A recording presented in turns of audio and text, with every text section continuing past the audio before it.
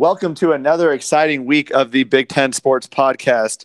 We have a lot of awesome news to talk to you about and some good recaps of last week, including the really terrible Nebraska Northwestern situation.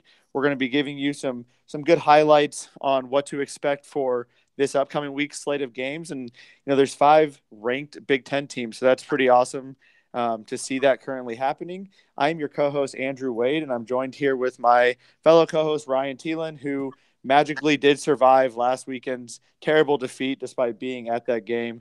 Ryan, how are you doing this week, buddy? I'm doing okay. Saturday was rough, but every Saturday is rough these days. So I think I'm just like getting used to it at this point. And Nebraska lost, but we are getting closer. So I feel good about it. Yep, you always know it's a bad season when getting close is good. The Broncos lost a close game to the Rams, and I was actually not that upset because we didn't lose by more than 7. So never a good sign. Also, did you like my intro there? I think not scripting it actually made me more nervous, and then I started talking even more, and then I lost track of what I was saying, but I somehow pulled it all together, and here we are now. So you actually talked a lot less until that last part when you talked about how much more that you talked. So it wasn't good, but like Nebraska, you are also getting closer. Maybe by the end of the season, I'm going to have a very good, just, very concrete opening that people are going Yep. to love. Yep. And like Nebraska, they will win a game by the end of the season. So you guys are the same. Maybe. Speaking of winning, though, let's jump into one of our first segments, the betting segment, where I just keep kicking your ass. This weekend, I went 5-2, and you know what? I'm starting to realize I really need to go to Vegas because I am pretty good at this. I'm not even doing things out of spite. I'm just beating you. So I went 5-2. My wins were Iowa, Minnesota, Maryland, Purdue, and Michigan. My losses were Northwestern and the weird Penn State game. You went 4-3. Your wins were Iowa, Nebraska, Purdue, and Michigan, and you lost on the Ohio State Minnesota game. You also lost the Rutgers Maryland game, and then you lost Penn State along with me. So right now your record's 30-31. You can't seem to climb out of the rut. Meanwhile, I'm just building on my lead. I am 34-27. So You're up how do four you like them games. apples? You're up 4 games. It's 1 week of bad picks for you and good picks for me. So I feel fine. Dude, Not really. honestly, I didn't remember that I picked Rutgers. Like that's just stupid. I deserve to lose. Yeah, I mean, we literally made fun of you together last week I about how think I dumb like that pick blacked was. out for probably like the 3 minutes that happened and just picked Rutgers. And yeah, I deserve to lose. You did deserve to lose. I also felt really good about the Minnesota Ohio State pick. I That was solid actually. That was solid, and it was like Minnesota. It should have been a closer game than it ended up being. So good job. You did pretty well this week. I'll give you credit. Yeah, man, I really do need to go to Vegas. I've actually thought about Dude, going. if you ever want to go to Vegas, I'm down. Yeah, I just can't right now. It would not be good for my wallet. But anyways, let's jump in. If you win, it is. Yeah, but like if I lose, then I gotta explain to Yeah, so Angie you're why I clearly not lost. very confident. I know it's a lot easier to bet when you're not actually making the bets. But, let's jump into the second segment, the highlights from last weekend. We'll quickly run through some of these. Iowa blew out Indiana 42-16. It was actually Indiana played a pretty strong game, but they just couldn't capitalize in the red zone. Iowa was just a better team, and definitely that game kind of solidified some of the hype for Iowa. I know this week has been a lot of unreal. I'm not say unrealistic, but a lot of outrageous claims about the Hawks, and I'm definitely feeling feeding into that sentiment as I well. don't think it's that outrageous anymore. If Iowa Well, wins their next 2 games, they're going to win the West. oh, Like I know, it's just but straight up. Like they're better. Like I watched Northwestern live last week. They're better than Northwestern. So if I they beat don't Maryland and Penn State, they win the West. I don't disagree with that. My thing with this is I do really think that deep down they are a really good team this year. They have more talent than they've had in the past, but Iowa has also started 5-1 plenty of times and ended up 7-5 or 8-4. So I am personally trying to It seems slow my like this roll. Iowa team's doing like something Different that things Iowa though. teams don't actually do. Like one, they're scoring a lot of points, and it looks like they're actually getting better. Like Yeah. it, it doesn't seem like a normal Iowa team. And I don't know what your take is. You know more about it than I do, but I think Stanley's actually a good quarterback, which I haven't said about an Iowa quarterback in a long time. Okay, did you get to watch any of the game against Indiana? I saw the highlights and I watched it. I watched most of the replay against Minnesota. Like he looks good. Yeah. I mean, so the big thing with him is limiting turnovers. And then, the big thing is limiting turnovers because he's kind of had one mistake every game where he just really screws up and it kind of hurts Iowa. So limiting those is kind of a big deal. But against Indiana, man, he was making plays I have not seen an Iowa quarterback ever make. He was the it was crazy. So one point, one of the pass rushers ran at him, like had him about to go down. He spun him off and then ran for another 10 yards and chucked the ball to Nick Easley in the end zone. And he did plays like that 3 or 4 times, and he actually managed to get the ball out. It wasn't just like chucking the ball up randomly. He actually made it to receivers. And I haven't seen a Iowa quarterback ever do that. It Yep. was it was bizarre. And it's very much the announcers kept talking about Ben Roethlisberger, and it was very Ben Roethlisberger esque. I've heard comparisons to Kirk Cousins, so I don't know if that's accurate. I can see Roethlisberger a little bit, but even the fact that he's just getting compared to those guys, like, Yeah, that's not normal for an Iowa quarterback. So very true. I think that's And good. the quarterback class is terrible this year. So, True. but we can talk a little more about Iowa later. I could talk about them all day. Minnesota did play tough against Ohio State, as we talked about a little earlier. I made the good pick of picking Minnesota based on what I saw against Iowa. I felt like they're a better team than the 25-point spread or whatever it was that Ohio State had against them. They actually scored a touchdown on the Wildcat, and I still don't understand how the Wildcat is effective, especially against a team like Ohio State. But it did work a few times. I saw Seth Green scored a touchdown, and that's kind of it for that game. Any thoughts I from mean, you? no, it's just like Ohio State looked bored. I mean, credit to Minnesota for keeping it close as long as they did. I don't think Ohio State was actually invested in the game. Like their players had outside of Haskins, who once again killed it. They seemed kind of lethargic the whole game, and then I mean, when they want to win the game, they're going to win the game. But good call on Minnesota. I just don't think it was. I don't think it was a barometer for either team. That's fair. That's fair. I mean, Minnesota. I don't know. I do think they're a solid team, though. But anyways, we can jump into. They're better than people thought they were. Yeah. But yeah, anyways, we can get into that again as well. Maryland and Rutgers will breeze past that one. I think the only thing that I want to say on this game is, dude, they're two quarterbacks. So they played two quarterbacks in the game. A starter, I think, threw most of these passes. But for everyone that didn't watch the game, so for everyone, Rutgers' two quarterbacks combined to go 2 of 17 for 8 yards passing and threw 5 interceptions in this game. Like I don't know the history of football, but that has to be like among the worst quarterback displays ever at any level of football by anyone. Needless to say, Maryland won the game handily, but like the highlight is how bad Rutgers quarterback play was. So I saw that stat line. Our buddy Logan actually texted me the stat line, and so I looked it up real quick because I couldn't actually believe it. Yep, it And was so real. then my first thought was, were there 3 quarterbacks injured and they had the backup wide receiver playing quarterback? That was legitimately my thought. Nope. So then I looked him up. This guy was a 3-star recruit. And I'm not saying 3 stars are perfect by any means, but that means you actually could throw the ball a little bit I mean, that's in Iowa. high school. Yeah. I mean, Nate Stanley's a 4-star, but yeah, I mean, most Iowa quarterbacks are generally 3-star quarterbacks. But that guy was a 3-star, and he threw more interceptions than completed passes. Yep. That's really bad. I think you and I could go in there, dude. Honestly, and maybe get lucky. I might be mistaken too. The second guy, I think he actually is a running back. So this guy played the whole game and went 2 of 16 for 8 yards. Man, yeah, that's bad. bad. But anyways, Maryland won that game. This is the most we talked about Rutgers all year. Maryland won that game 34-7. Next one up, Nebraska. We talked about it a little bit already, but Nebraska, they're finding ways to lose games, which is the opposite of what you want. For those that didn't see it, Nebraska was up 10 with pretty much 4 minutes to go. They had a 98.2% chance of winning. Yep, that's what I'm saying. We're finding ways to get it done the wrong way. I don't know. So my theory, and I'm pretty in on this now, and we're going to find out in a couple of weeks if we lose to Bethune-Cookman, but My theory is that Scott Frost wants to go 0-12 because then he can say he turned around two 0-12 programs.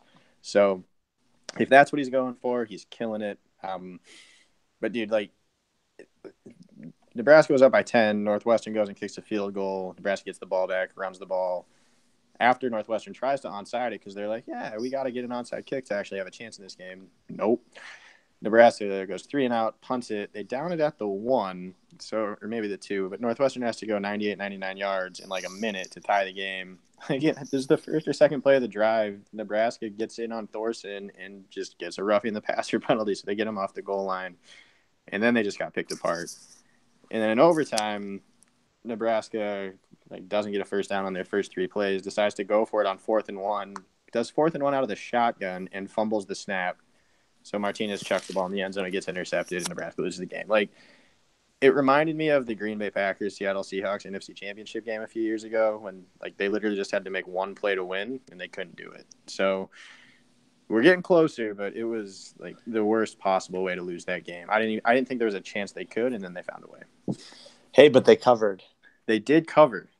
So big things are popping in Nebraska. Yeah, it's oh my god. I legitimately felt bad for you. No, I wanted to say something, but I just couldn't say anything too mean because I actually felt bad. I didn't even know how to I was angry, and when I was driving back home after the game, I was in the car just fuming. But I mean, you called me, and it was like someone had died in your family. That's how the tone of the call felt. It felt like I was consoling you because something really serious happened. Someone had passed away. It was just bad. Bad. So now that I've got a chance to relive that, we can move on. What do you think of the Penn State-Michigan State game? I honestly couldn't believe that Michigan State was able to win that. I mean, Penn State had the lead going into the 4th. Michigan State pulled it out. Michigan State is not a better team than Penn State. I want to be very clear on that. Penn State has a lot of talent. What I am interested in seeing is what do you do with James Franklin? Because there are now 4. I think Penn State's 4-2, right? Yeah, 4-2. They have Wisconsin and Iowa at Penn State, but at this rate, they'll lose one of those games. I don't know which one, but they will lose one of those. I'm guessing they lose to Iowa based on what I've seen from those teams. So let's say you go 9-3, best case scenario. Your team is too talented to go 9-3. You're supposed to be competing for a Big Ten title, and you had Ohio State in the ropes. What do you do with James Franklin? Do you think his job is on the hot seat? They're gonna be worse than 9-3 because they have to play at Michigan too. So I'm thinking they go probably 8-4. That's a bad season. That's with that much expectation. Yep. With a guy like McSorley, who everyone was high on at the beginning of the year. I don't know what you do with him. I think the most fun thing about James Franklin right now was when he was talking about the Ohio State game. He was like, I promise you this won't happen again. And then they get a bye week, and then literally the next time they play, the same thing happens where they just can't do anything in the 4th quarter. For that team to lose that game to Michigan State, I agree with you. That's at least partially down to coaching. So I don't know if they don't turn it around. He's going to be back there next year. I think he's built up enough credibility, but I don't know. They're going to get tired of having that much talent and not doing anything with it if he doesn't figure it out in the next year or two. Yeah, expectations are too high. Yeah, but I mean, you want those expectations, and expectations are too high. You're a great team. If you say you're a great team, you better be a great team. I don't disagree. I'm just saying expectations are too high to have those kind of results. Not that expectations are too high for the talent of the team. Fair. But yeah, another team with high expectations coming into the season, Wisconsin. They are not as good as they were supposed to be. The offensive line is embarrassing, and I mean embarrassing in a relative sense. They're still a very good offensive line, but they are not as good as everyone expected, considering they had 4 former All-Americans on that line. Michigan didn't have Rashad Penny on the team. He was out for the game. That is their best defensive lineman, and they still made Alex Hornibrook struggle. They had pressure on him all day. It depends on how you look at the game, though, right? So, Hornibrook struggled, but Jonathan Taylor still averaged 6 yards a carry. So part of that's Taylor, part of that's the offensive line. And then honestly, Hornibrook's not a quarterback. Some people still like Hornibrook, but Hornibrook's not a quarterback that's going to be able to beat Michigan secondary, even if Michigan secondary is going one-on-one against Wisconsin's receivers, because Wisconsin's receivers can't get enough separation for him to be able to do anything. So yeah, I mean, he had his second worst passer rating of his career against Michigan. He went, I think, 7 for 20. his QBR, and it's a little different depending on how you look at it, but his QBR was less than 1. So Shea Patterson's was 62, and Shea Patterson didn't throw for a touchdown. So yeah, he had a rough day. Yeah, but I will say it was good for Iowa to have Wisconsin lose that game, and it's good to see Wisconsin have a few chinks in their armor. I don't think they're going to beat Penn State. I think there's honestly a possibility just based on how they've been playing this season. Every game has been relatively close to an extent. If it's a team that's even halfway decent, there's a solid chance Wisconsin goes 8-4 this year. Yeah, I mean, I can see them definitely losing at Penn State. I can also see them potentially losing at Northwestern or at Purdue. Minnesota's a rivalry game that they have at home, and they're really not going to lose to Minnesota. I can't see them losing to Minnesota. Me either. Otherwise, they get Rutgers and Illinois at home. Like, they're not going to lose those games either. So, yeah, like at best they're a 3-loss team, probably at worst they're a 4-loss team, but it's definitely possible. And for a team that started the preseason in the top 5, had visions of the college football playoff, they have been disappointing. I know they beat Iowa, but they should have lost to Iowa, and that's why I think Iowa's going to win the West, is because I see Wisconsin losing one of these games that they're probably going to be favored in. So, yeah, it'll be interesting, but they've been disappointing so far. Yeah, we picked a good year to start this podcast. Iowa's doing well, Nebraska's doing terrible. I love it. It won't last. Oh, I know. I mean, if Iowa has the incredible season I think they're going to have, the next 4 years are going to be awful until they have another one 5 years from now. So, yeah. Unless Nate Stanley comes back. But anyways, Purdue crushed Illinois 46-7. We don't need to really talk about this. We know that Purdue is not that bad of a team, and Illinois sucks. So yeah, Purdue had a rough go to start the season, but their offense puts up points. I think we'll talk about their offense a little bit later when we get to the game against Ohio State. But they've put up 40 points in they're good the last 4 games. Like they can score the ball. Hasn't been against the greatest defenses, I'll grant you that. But yeah, they're probably better than the 3-3 record, because they started out 0-3 in a couple games they could have won. But yeah, I mean, Illinois, I have nothing to say. They're terrible, and thank God they're terrible because Nebraska gets to play them. So, question for you: do you know who's not terrible? A lot of teams. Kansas is not terrible. Oh my God, they garbage. might be 2-4, but they're about to take on Texas Tech, and they're going to win their 3rd game of the year. No, they're not. I'm impressed myself for setting that up that well, though. I set you up perfectly for that. Yeah, but I don't know what you're going to say, because Kansas is terrible, so I'm not going to say they're not terrible. You didn't set me up at all. You set yourself up. Yeah, I basically lobbed a softball up and hit it out of the park. Texas Tech's not a bad team. Texas Tech will beat Kansas pretty easily. Want to make a bet on it? Yeah, if you want to keep losing stuff on Kansas, that's fine. I kind of do, because as soon as I win, I'm going to act like I've never lost before. That is what you do.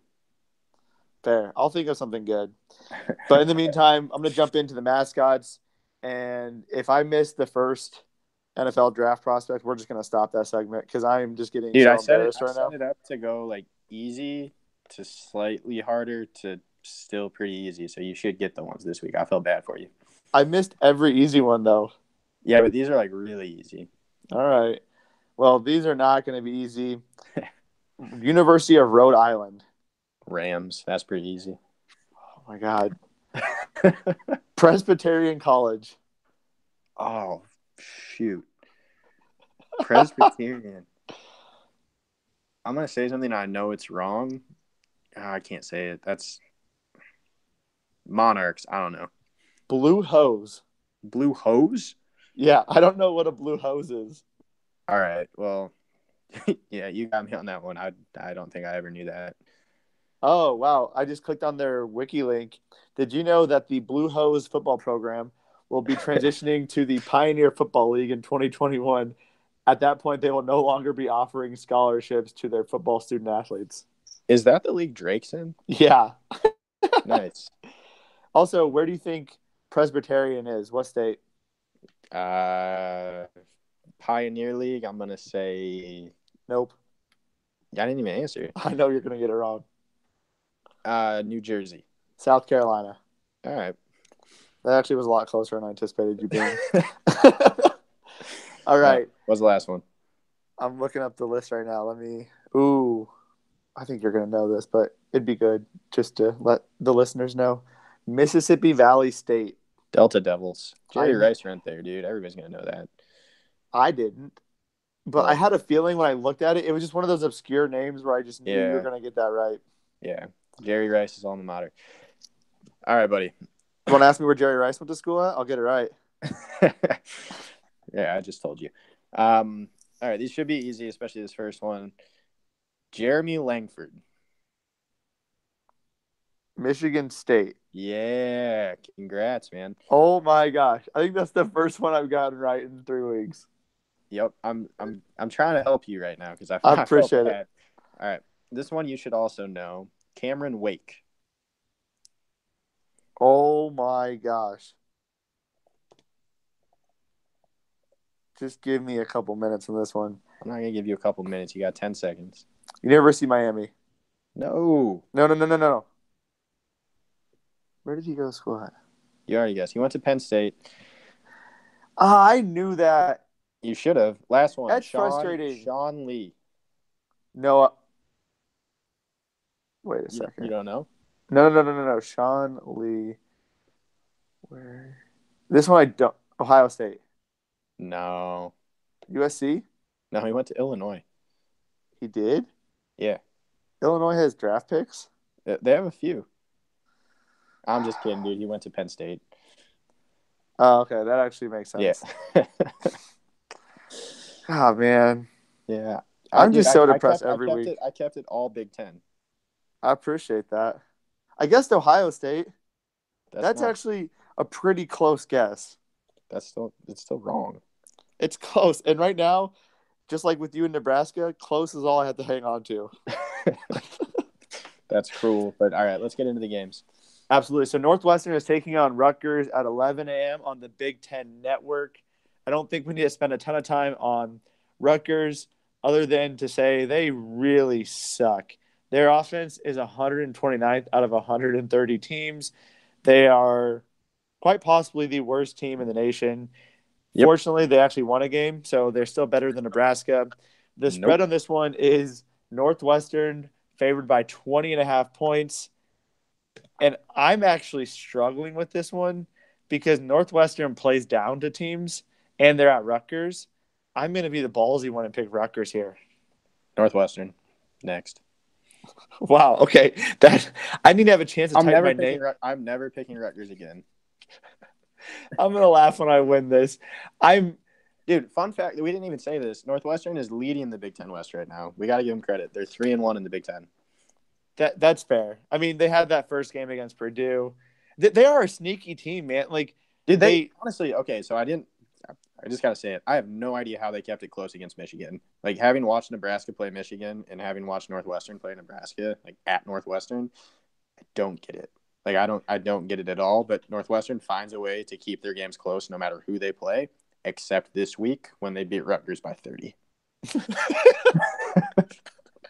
So I actually wrote an article on Iowa's 3 toughest games, and I put Northwestern in there, and I had no statistical backing on this other than Northwestern always ruins Iowa's seasons.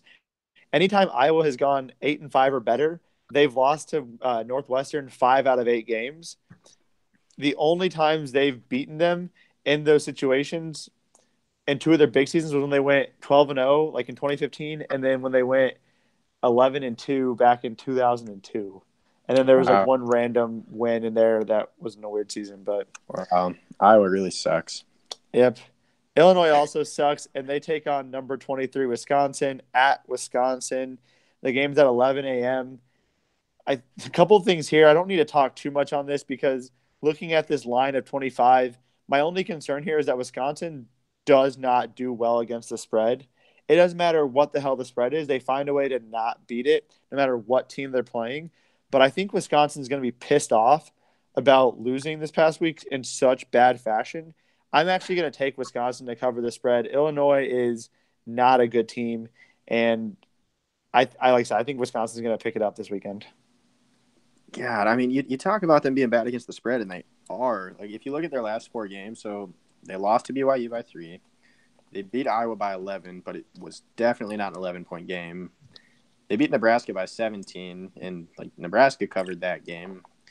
And then they lost to Michigan, they lost to Michigan by 25. Like, I think we're going to find out like what the mentality of this team actually is. Like, if they're a team that does get pissed off and they want to prove a point because like it's still in their hands. If they win out, they win the Big Ten West. Yeah, we're going to find out how much they actually care this week because they should crush Illinois. And I'm going to buy into the fact that they will crush Illinois, but I mean we're going to find out who Wisconsin actually is this week because this game should be over at the end of the first half. The second half should not matter. I 100% agree. I mean, it'll be interesting to see how pissed off is Greg been about the Wisconsin season. I mean, he's not happy about this. He's not happy about the season, but he's also like when we were watching the Michigan game, he just kind of accepted what was happening because it wasn't tight. Take it from me, the Broncos Seahawks Super Bowl. You just start accepting it at a certain point that you're going to lose the game. You basically go through all like 7 stages of grieving in the middle of the game, and by the end of it, you're happy because it's all over. It's weird how that works. Like it is easier to lose by a lot. Like you'd almost rather lose by a lot than have like an overtime game where you just like get beat by a team you shouldn't get beat by. But yeah, anyways, a loss is a loss, so it doesn't really matter. But I think Wisconsin like decides that they want to be a real football team this week, and they'll crush them. What are your thoughts on Maryland going to the now number 19 ranked Iowa Hawkeyes? Number 19 ranked Iowa Hawkeyes, led by Heisman candidate Nate Stanley. He's not a Heisman candidate. Let's just make that clear. Well, so I wrote an article about this week. No, I know. Just because you write an article does not mean he's a Heisman candidate. He's not a Heisman candidate. He will be if Iowa is to run the table. No. Nate, I will guarantee you, if Iowa runs the table, Nate Stanley is in the top 5 Heisman voting. Top 5? Yeah. Here's why. No. And I actually think I can convince you on this one. And obviously there's some caveats here. I'm saying if, so it's an if-then statement. So you can't say Nate Stanley's not a Heisman candidate if things don't happen. Right, the reason why, if Iowa runs the table, that means they beat Penn State at Penn State. That means they beat Ohio State in the Big Ten championship game. That also means that Nate Stanley has played outstanding football because this team lives and dies with Nate Stanley. That is the thing that's separating this team from the past Iowa teams. Their offense is truly dynamic this year. When Nate Stanley's on, this team is fantastic. They have 2 of the probably top 3 tight ends in the nation. Noah Fant is a second team midseason All-American, which I think that's mostly on his just kind of namesake. But T.J. Hawkinson was named by USA Today as a first team All-American through the midseason point, and he would be first team All Big Ten from a PFF grade. So, dude, their talent isn't. They have so much more talent than they typically have on a standard Iowa football team, and it's led by Nate Stanley. So here's the reason why I don't care about anything that you just said. I feel like I put together a compelling argument. I'm just gonna name 5 guys that even if Iowa runs the table, beats Ohio State by 42 points, and somehow sneaks into the playoff, he still is not the Heisman. Like, I don't think he's gonna win the Heisman. He'll be top 5. He's not gonna be close to top 5. So Tua Tagovailoa, number 1. He has negative odds already. Like he's going to win the Heisman unless something crazy happens, like Dwayne Haskins continuing to go off and he losing minutes. Haskins, number 2. I think that's clear. Not if he loses to Iowa. He's not topping Kyler Murray just from a number standpoint. He's not going to do it. But Oklahoma's not going to win the Big 12. Still not going to do it. I don't care. You know who else that matters? Who else might not win the Big 12? West Virginia. Will Grier still ahead of Stanley in the Heisman race. You're so frustrating. Mackenzie Milton, UCF quarterback, ahead of Stanley in the Heisman race. Dude, I already told you this podcast. I like Stanley. There's just so many guys ahead of him. Like it just doesn't even matter. Like Jonathan Taylor is ahead of him. You're just not listening to me. It doesn't matter what you say. Justin Herbert is ahead of. Like I just named, I think 7 guys. Like they are all ahead of him, and they will remain ahead of him. So it doesn't. They matter will not. I'm not even gonna make a bet with you. I'm just gonna rub this in your face. No, make a bet because if you don't make a bet. All right. So my bet though is contingent on Iowa winning out. No, is that okay? Crap. That's absolute crap. Well, that's what I'm saying. That's what I said. If he'll be a Heisman candidate, All it's right, if we're not doing this if that's the contingency. But okay, if it is the contingency, I'll still take it because I will still win. So you tell me what you want. I just want a beer. All right, that's fine. Okay, so I did not mean to go on a soapbox there, but a It little wasn't even a excited this year. soapbox. It was just you being stupid. I Nate Stanley disagree. is all right. Continue. I'm done. Nate Stanley, the GOAT. Anyways, Iowa is fifth in the nation in defense. They have two freshman corners starting again, but it doesn't really matter because Maryland is primarily a run team. They have three players averaging over 231 yards rushing a game. Their quarterback, Kasim Hill, I might even be butchering that name, only has 654 yards passing, which is about an average of 110 yards per game. The uh, the big thing I think Iowa's defense will be fine, except for they're actually missing a good chunk of their linebackers, and they've been playing a less traditional 4-2-5, and they have their strong safety Amani Hooker coming up into the box to play that third linebacker spot. So it'll be interesting because that's worked really well against some of the spread offenses, but against Maryland, that's not really the ideal set. The big thing here is I don't think Maryland can get the ball going very well on the ground or get the rushing game going really well. But Maryland is really good at creating turnovers. They're fifth in the nation in the turnover ratio, and they have I want to say they're second or third in the nation in just turnovers in general. They have 12 interceptions on the year, and Stanley's been throwing about a pick a game, and he's throwing the worst timed picks that literally the opposing team scores every single time. So in the last three games, I believe he's thrown three picks. Wait, who's throwing these picks? Stanley. Wait, your Heisman Trophy winning quarterback has thrown all of these interceptions? He's thrown two interceptions, had one fumble, and then the opposing team scored all three times on them. And Wow, yes, that sounds it's like early in something the Heisman season. Trophy winners don't do. I hate you. Iowa's favored by 9. Iowa's going to win by 10 or more. I'm picking Iowa. Screw you. I'm mad. I'm just mad right now. I don't even know why. Nothing's wrong with anything you're saying. It just makes me mad. So I'm gonna read something to you right now, and And you're wrong. I'd like to get your reaction to it. A trap game is a game played against an opponent generally deemed to be easy to defeat. As a result, the person or team may not prepare as thoroughly as they would for a more formidable opponent. Often, this attitude and its attendant lack of preparation leads to a loss. Trap game. Honestly, I'm already on record on this podcast saying I think Iowa wins the Big Ten West, but they're not going to beat Maryland by 9 points because I think it's going to be a tight game late because it's a trap game. So I'm taking Maryland, and I honestly think this is going to be a scary game for Iowa. All right. No. That's so although I can see what you're saying, this Iowa team is legitimately different than years past. They, dude, you know what? I'm not going to go into it. This team is different than years past. They're going to beat them by a lot. It's homecoming. I've already agreed with you that it looks like a different Iowa team. I've already agreed with you they're the best team in the West.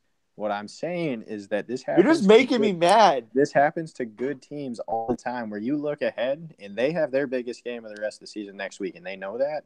Maryland's not a bad team.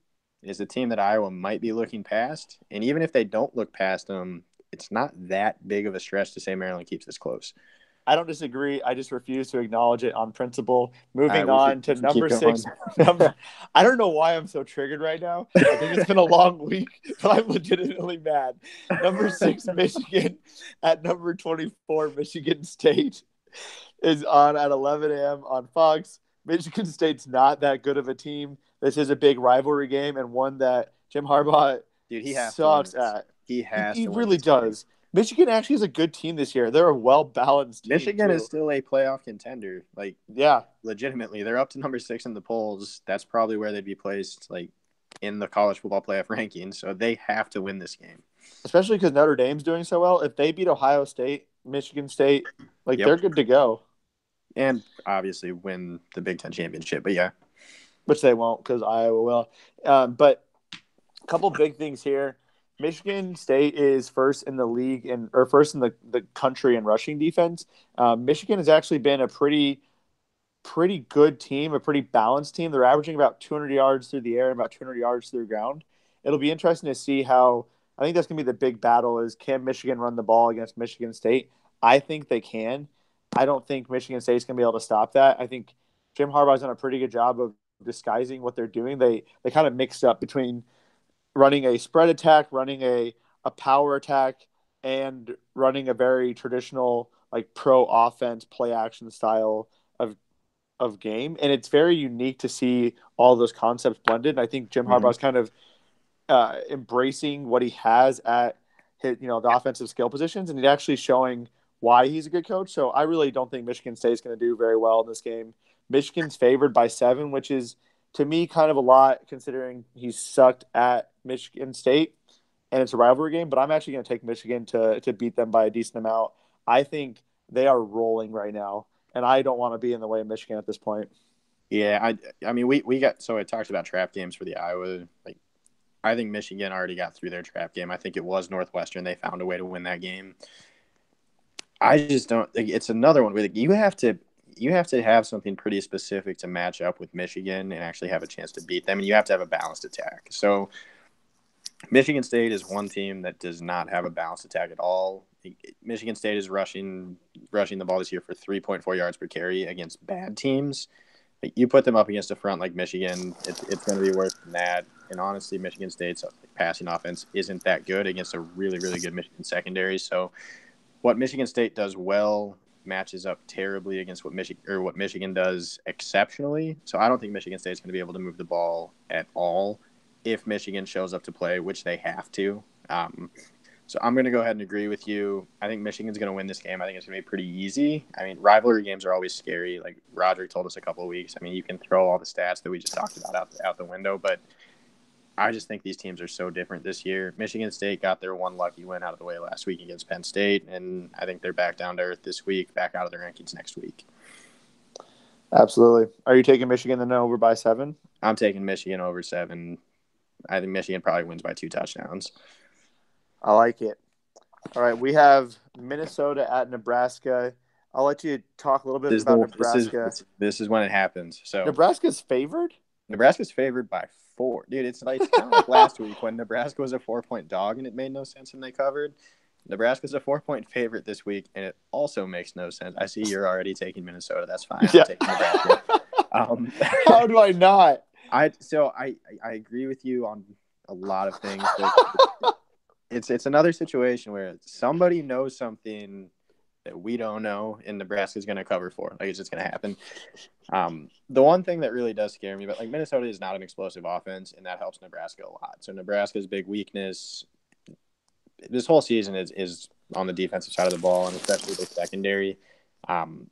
It's to the point now where if Nebraska wants to have a chance at like a negative play or an incomplete pass or something, they either have to rush like 8 or go with a 3-man rush and just hope that the quarterback's terrible. That didn't work last week because Thorson's a good quarterback. That'll work against Zach Annexstad, though. I know that's kind of what I'm hoping on. Like, so Annexstad has thrown 6 picks his last 2 games. I think that helps Nebraska more than anything, considering the struggles that the secondaries had this season. Nebraska is going to make him throw the ball, and then we're going to see what happens. So the fact that it seems like a good matchup for Nebraska in the sense that Minnesota's offense is bad at what Nebraska is bad at on defense. The only thing that scares me is the penalties. Nebraska commits a ton of penalties, and as we saw against Northwestern, like that makes a difference. So last week, Nebraska had 9 penalties. Northwestern had 1. If Nebraska is going to lose this game, it's going to be down to something stupid like penalties or turnovers, because I still think they're a more talented football team than Minnesota, despite the records of 3-3 for Minnesota and 0-6 in Nebraska. But Nebraska's due, and it has to happen at some point. And I think the offense, honestly, is primed to break out in a big way in the first half. So I'm going to go out on a limb, say Nebraska puts this game away early because Minnesota's playing catch up, having to throw the ball, and Annexstad can't get it done. So I'm taking Nebraska to cover 4 points. This is the week that Nebraska finally wins a game. Yeah, I'm not taking that. Not a chance. I know. Nebraska's favored. Yep. They are one of 4 teams in the NCAA FCS FBS that has not won a game. You've been waiting to get that in. I know. I've been excited. So who are the other 3 teams? UCLA. Yep. You know what's kind of messed up about that though is Scott Frost, like was an assistant coach under Chip Kelly, who's now at UCLA. Like they should just play each other. Yeah, someone's bound to win. That would be good. UTEP is one of the other ones. Solid. I don't know who the fourth one is. Do you? I just asked you, so no, I don't know. Oh, I thought you asked me because you knew. Hold on, let me just find out for winless. I was just. It does. I just want to see who Nebraska is compared to right now. It's really important to me. Bottom 5. Oh, it's not popping up quickly. Well, oh wait, no, I found it. Hold on, let me pull it up. All right, San Jose State. I was right on UTEP too. Okay. I will say, again, Zach Anik said, big thing here is he can't throw a deep ball very well. He's willing to kind of just chuck it up. So if they do drop a ton of people back and they cover the flats and make him go over the top, they could be playing center field all day and just taking a lot of balls away. But I still think Minnesota is going to – well, actually, now I'm kind of worried, but I just can never take Nebraska to cover 4 points when they haven't won a game. So, yeah. Penn State at Indiana. Dude, I will say this. Indiana's not a bad team.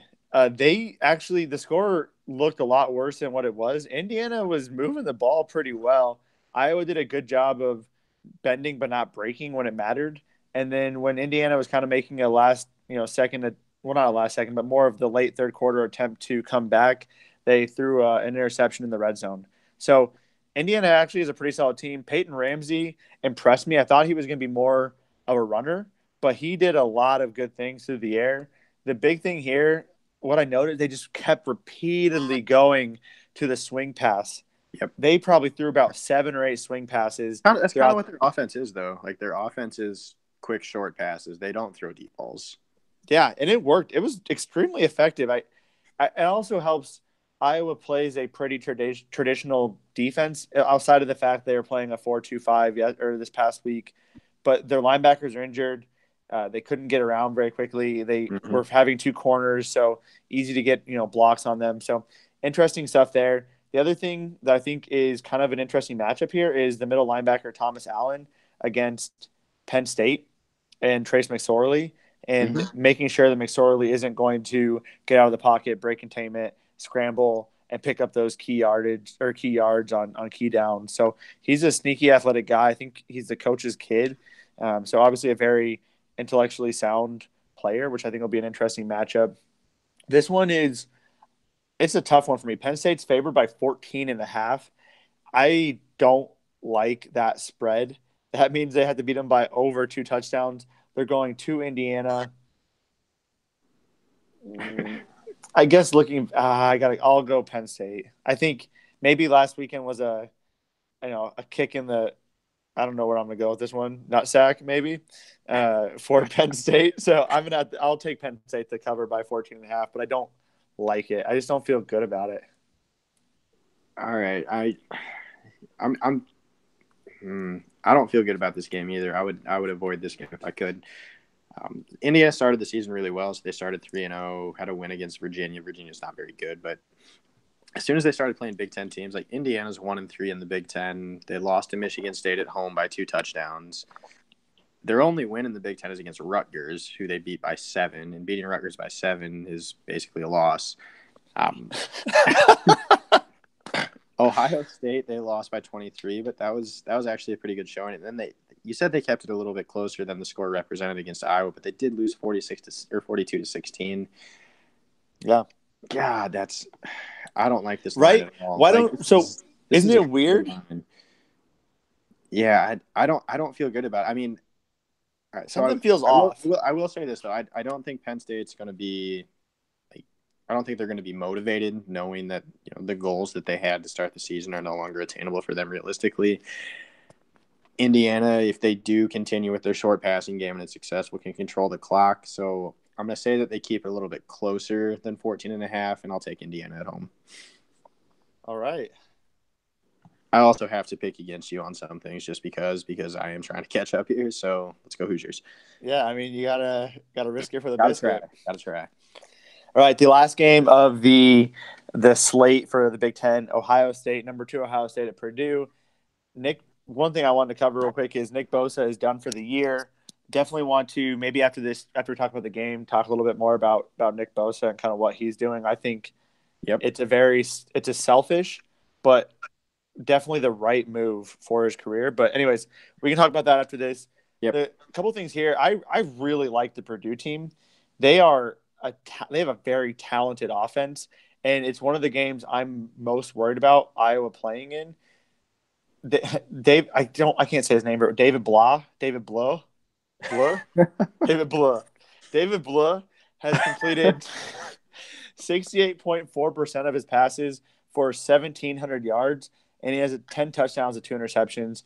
He's been really productive. He's made a couple of the Big Ten Team of the Weeks from PFF, and they actually have some weapons on the offense. So Rondell Moore, it was a 4-star recruit. I think a couple places had him maybe as 5-star, but he's a huge threat in the receiving and the running game.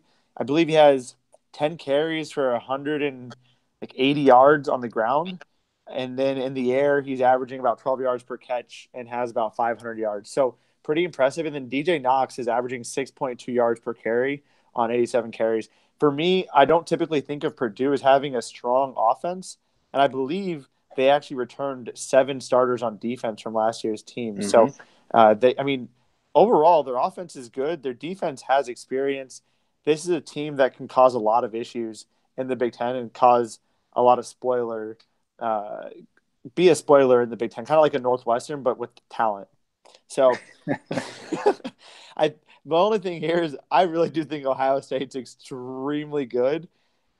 They're favored by 13.5. And they did a really good job with the lines this week.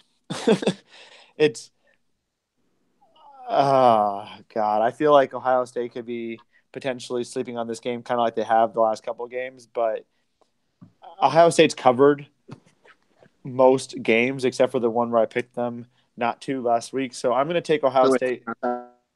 Before you pick Ohio State, you're going to talk up Purdue literally the entire time you're talking and then pick against them despite not saying one good thing about Ohio State. Do I really need to say a good thing about Ohio State? If anyone's listening to this podcast and doesn't realize I'm the biggest Tate Martell homer, who is their second string quarterback, then they're idiots. Everyone knows I think Ohio State's incredible. They're the number 2 team in the nation. Dwayne Haskins is 3rd in the nation in passing yards. He has a chance of being a first-round draft prospect this year. The only thing I can say about them is I don't think their defense is as good as it has been in years past. Despite having a ton of talent on the team, they have a lot of potential first-round draft picks, and it's kind of a wash or a mix of them being up by so much, but also I just don't think it's very good. So is that good enough for you, Ryan? No, that was still terrible. You can't talk up a team the entire time and then pick against them. I want people to know that Purdue is good. Purdue is not good. They are good. Purdue has a good offense. That's about it. All right, I like Purdue. I really do like Purdue. I think they are a team that's going to challenge, Iowa, Wisconsin, Northwest. They already lost Northwestern, but that was a game, and Northwestern's not 3-1 in the conference.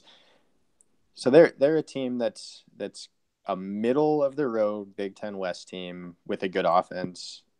Ohio State's one of the best teams in the country. I think this all comes down to whether or not Ohio State actually cares about this game, and I think they will, because I think they're going to look at it and say, Purdue has won their last 3 games. This is a team that if we don't show up for is going to give us a fight, and we don't want to have to deal with winning the game in the second half like we did against Minnesota.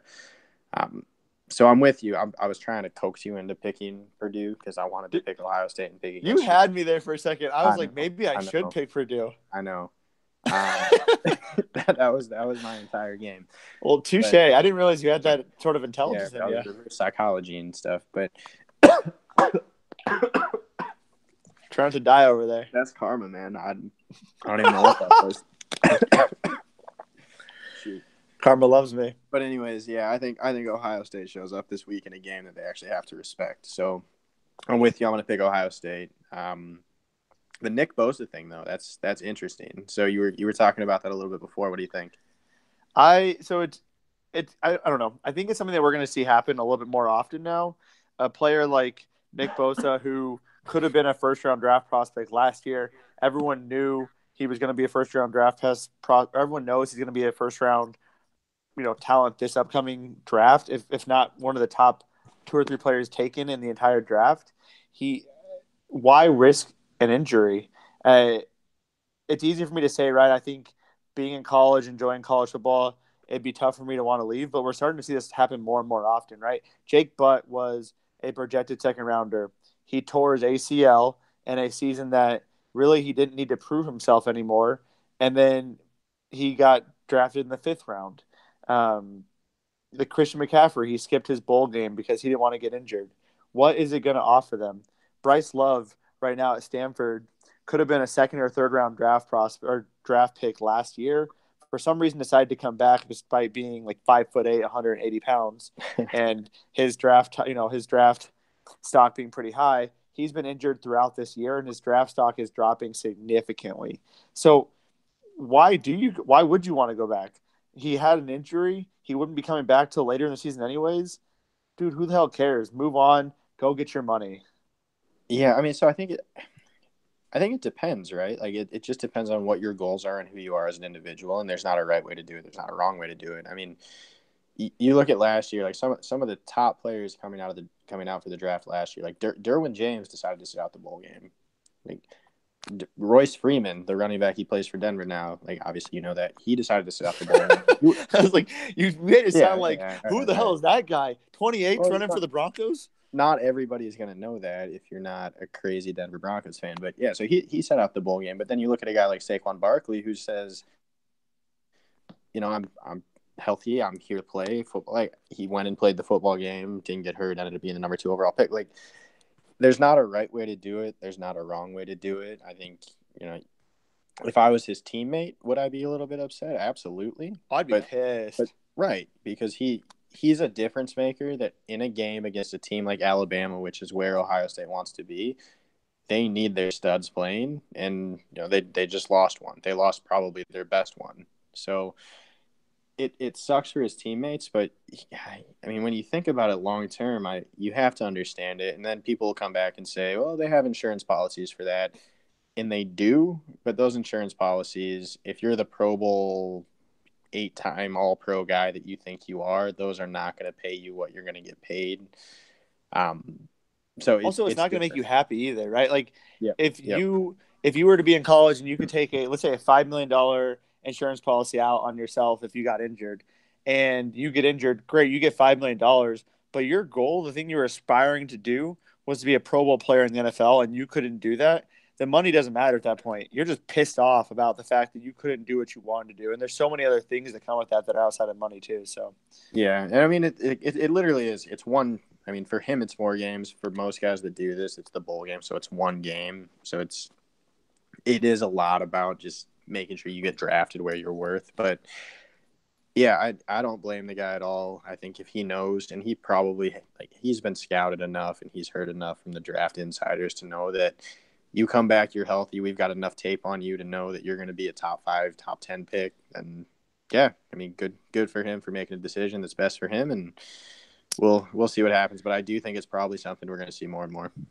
Yeah, I think one other thing I want to say to that is I think it's interesting the type of stigma it provides to GMs and draft scouts. For a Saquon Barkley coming out, he is such a good kid, high character, high quality person. And a lot of that comes back to the fact that he also stayed for the entire season. That looks really good for a prospect. I don't think though that it actually helps improve their draft stock, despite what people would actually say about that prospect during it, right? Yep. So I think it'd be like Nick Bosa didn't go to the game or didn't play the last couple of games, but people are going to draft him the exact same spot. Like they might talk about it as a negative, but it's not actually going to hurt him. No, absolutely. We know that too, right? So You look at Jadeveon Clowney, number 1 overall pick. People had questions about his character. You look at Baker Mayfield last year. People had questions about his character. Number 1 overall pick. So they were wrong because Baker is awesome. he's doing okay. But people can talk about, and there are players that have legitimate character issues that they do fall in the drafts. Like a couple of years ago, Laramie Tunsil comes out with he didn't post it, but you know what I'm talking about. Yeah, the gas mask video. Yeah, a gas mask with him smoking. potential top 3 pick falls to, I think, what was it, number 12, number 13, something Yeah, like it got that. scooped up by the Dolphins. Right. So, I mean, people, they do care about character, but this is not a character type thing that's going to make you question where you're going to draft Nick Bosa. Absolutely. Well, I think that's a good spot to end the podcast for this week on. Obviously, something that I think we both have some pretty strong opinions on, and definitely something that we're going to see happen a lot more as the NCAA landscape is really teetering or toying with that concept of paying players. Players are feeling more not entitled. Sorry, that's the wrong word. They're feeling more apt to speak up for themselves because they are in a position of power, and I think it's definitely something we're going to be seeing happen a lot more. So, some fun stuff. Exciting slate of games for this week. We'll be back next week, Wednesday night, coming at you probably Thursday morning again with another episode of the Big Ten Sports Podcast. We're going to try to get a few more special guests on here over the next couple of weeks. I know my wife has been wanting to be on here, so if she listens to this and lets me know that she heard me say this, there's a chance that I'll let her on this with the approval of Ryan. But anyways, Ryan, any last words for you, buddy? Trap game. I hate you. On that note, have a good night, everyone. We'll see you next week.